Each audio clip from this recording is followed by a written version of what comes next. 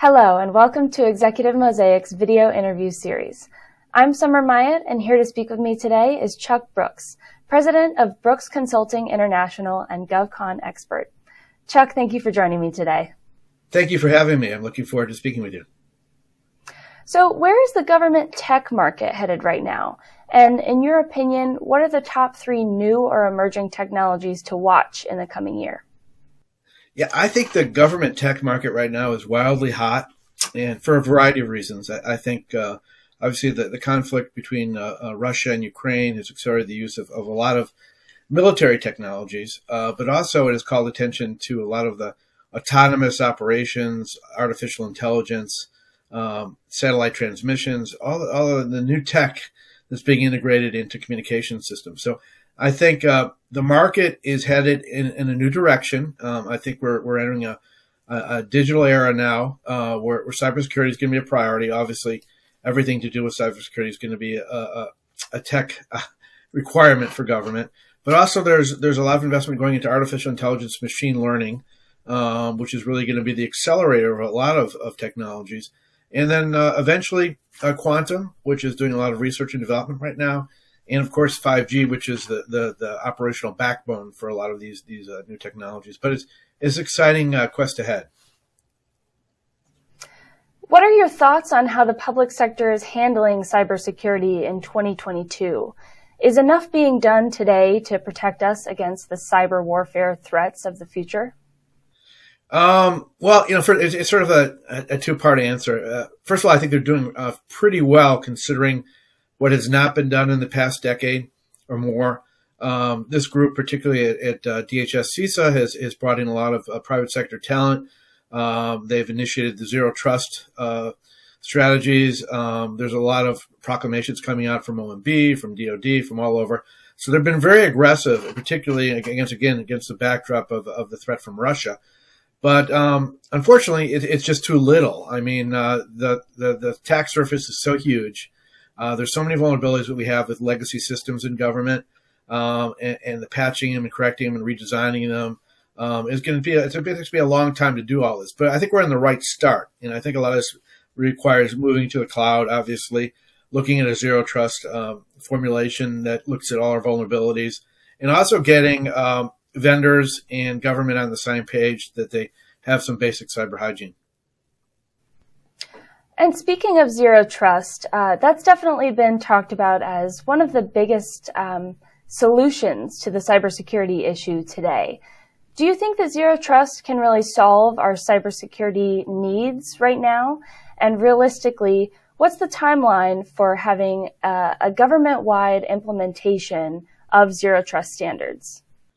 Good questions. First of all, zero trust is really a strategy. It's not a panacea. It's not going to offer all the solutions immediately and make you cyber protected. However, it's a start. It requires government agencies, every single one of them, to look internally, to see what they're connected to see who has privileges, to see that their sensitive data is segmented. So all that is great stuff. It's going to take time, but they're milestones, selected by OMB for them to achieve this. And I think anything that the government does to sort of reflect where they need to redesign their security is an important thing. And some agencies have been doing this anyway. DOD and the intelligence community have been more of a zero trust posture anyway. Again, I think they're going to, some of the recommendations are very strong, that I think they're going to have to up that game too. But again, zero trust is not it's a whole series of things that need to be done. And just knowing about it and knowing what to do and having a risk framework is really the first part of it. And you recently wrote about tech foraging, which is this process of harnessing innovation and technology that already exists in places like academia and research labs. Can you talk about the role of social media in tech foraging? Can LinkedIn actually drive innovation in the GovCon market? And if so, how can executives get more involved? Yeah, I mean, that's another great question. The first part of it is the tech foraging I've been involved with for many years when I was at S&T and DHS. There's a whole lot of treasures out there, particularly in the national labs and stuff.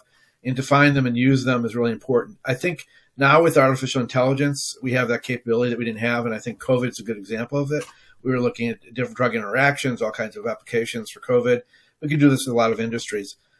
With regard to social media has really become the medium for communication. And if you look at what's happened over the past couple of years, most government agencies and most vendors have been communicating back and forth over LinkedIn. They're sharing ideas. There's great groups that show a lot of the innovation. I have a couple of them myself that I run on LinkedIn, but the posts are amazing. They're coming out of DARPA. They're coming out of ARPA. They're coming out of DHS. They're coming out of DOD. They're coming out from individuals who are futurists. And some of those things that they're promoting and talking about actually go to the next stage. Government's looking at them. They have now innovation units throughout government. They realize that this next battle for geopolitical dominance is not going to be with numbers and people. It's going to be with technology. And so particularly a lot of agencies are looking for ways to optimize the capabilities and also to know what's out on the horizon. And when we talk about these, particularly about, we find out that Russia hacked a Ukrainian satellite. This changes it, and it's all over LinkedIn. Everyone in the Defense Department sees it. Articles are written about it. So social media is really a catalyst. It's a catalyst for innovation, and it's being used more and more because of that. We're sharing ideas. It's open source, but it's a great source for anything you want to find out about any topic.